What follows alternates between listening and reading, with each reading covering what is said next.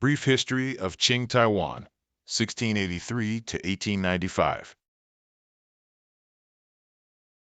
In 1683, Admiral Shi Lang led a massive naval force to crush the last Ming loyalist stronghold.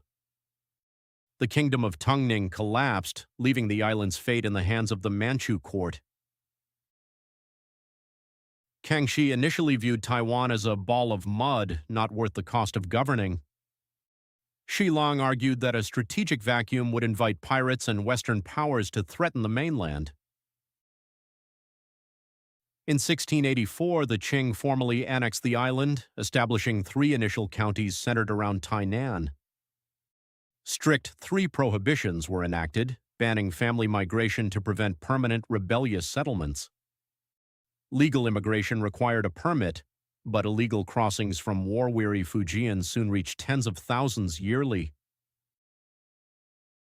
Tainan served as the administrative capital for over 2 centuries, built upon the foundations of Old Dutch and Zheng outposts.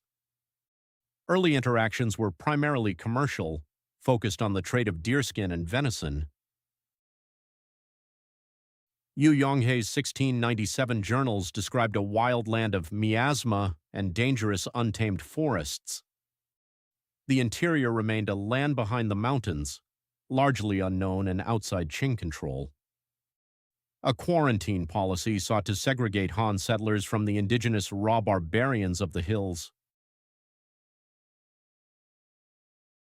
In 1721, the Ju-Yi-Gui Uprising erupted, fueled by extortionate taxation and sub-ethnic tensions.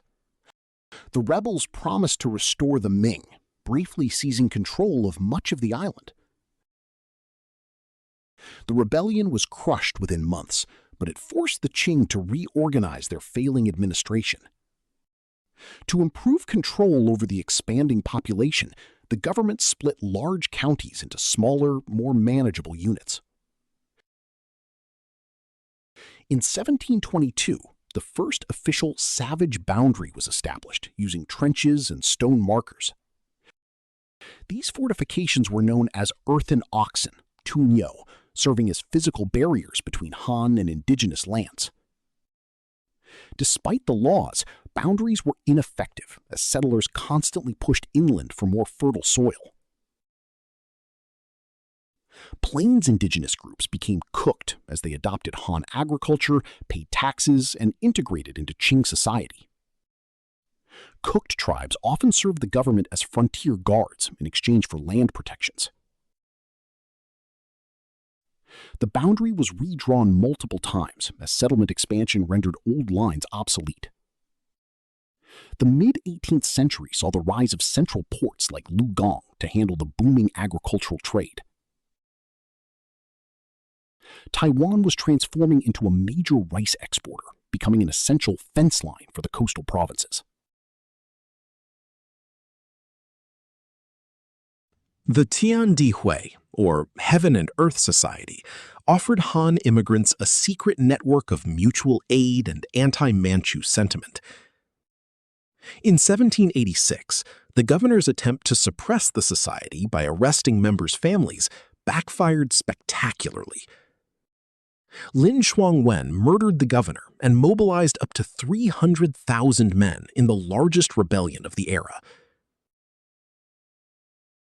Sub-ethnic fractures deepened as Hakka and Quanzhou settlers formed loyalist Yimin militias to fight Lin's Zhangzhou forces.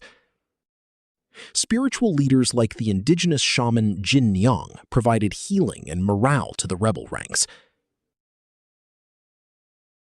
The emperor dispatched a massive relief force to restore order through overwhelming military severity.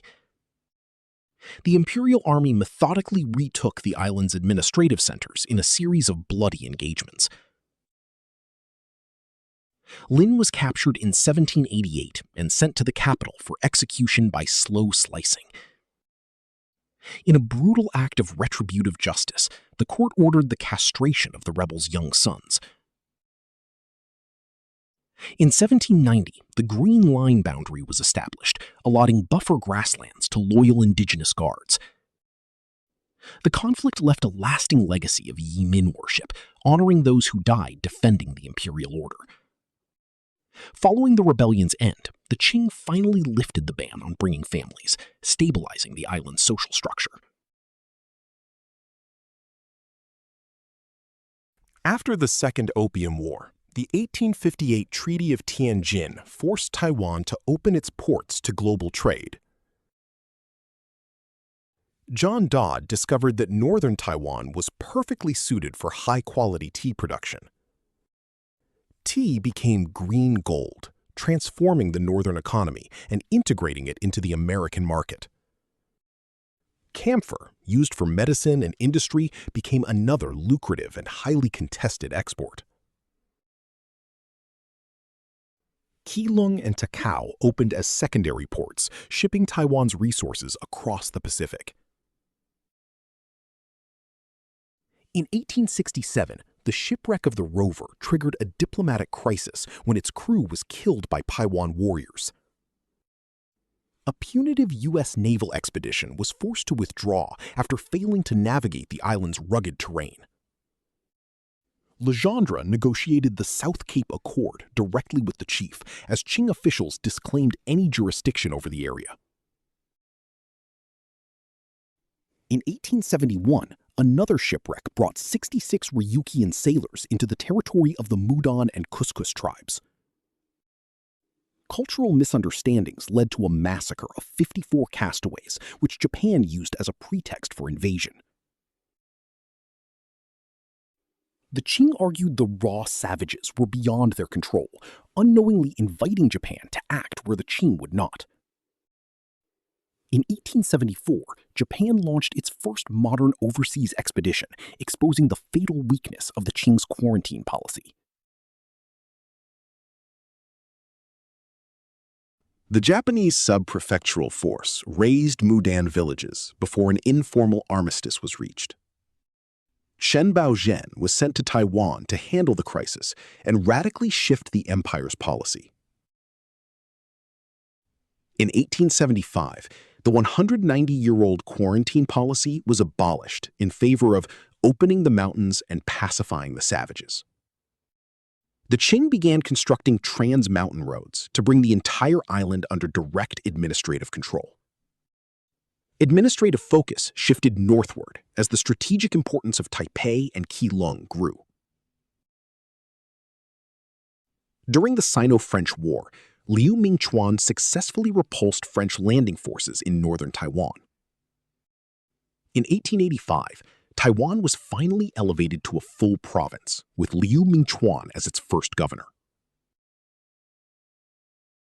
Liu launched an ambitious modernization program, including China's first state-sponsored railway. The Liu Mingchuan Tunnel required 30 months of grueling labor to complete in 1890.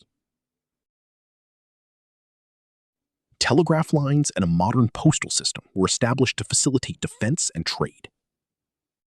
9 modern Western-style forts were constructed to deter future naval offensives.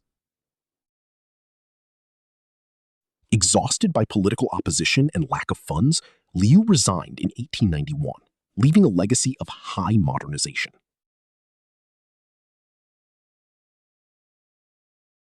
The First Sino-Japanese War broke out in 1894, resulting in a devastating defeat for the Qing military. In April 1895, the Treaty of Shimonoseki ceded Taiwan and the Pescadores to Japan in perpetuity. Refusing to submit to Japanese rule, local elites declared the independent Republic of Formosa. Tang Jing-song was installed as president, adopting the new era name Yongqing, Forever Qing. The famed Black Flag commander Liu Yongfu was appointed Grand General of the new Republic's army. The Japanese military launched a swift campaign, landing in the north just days after the Republic was declared. The Republic's leadership in the north collapsed within 2 weeks as President Tang fled to the mainland. The largest battle on Taiwanese soil occurred at Baguashan, where organized resistance was decisively broken. As the Japanese reached the gates of Tainan, Liu Yongfu also escaped, leaving the republic without a leader. On October 21, 1895, Tainan fell, marking the end of the short-lived republic. Governor-General Kabayama Sukanori reported the final pacification of the island in November. 2 centuries of Qing rule ended, ushering in 50 years of Japanese colonial administration.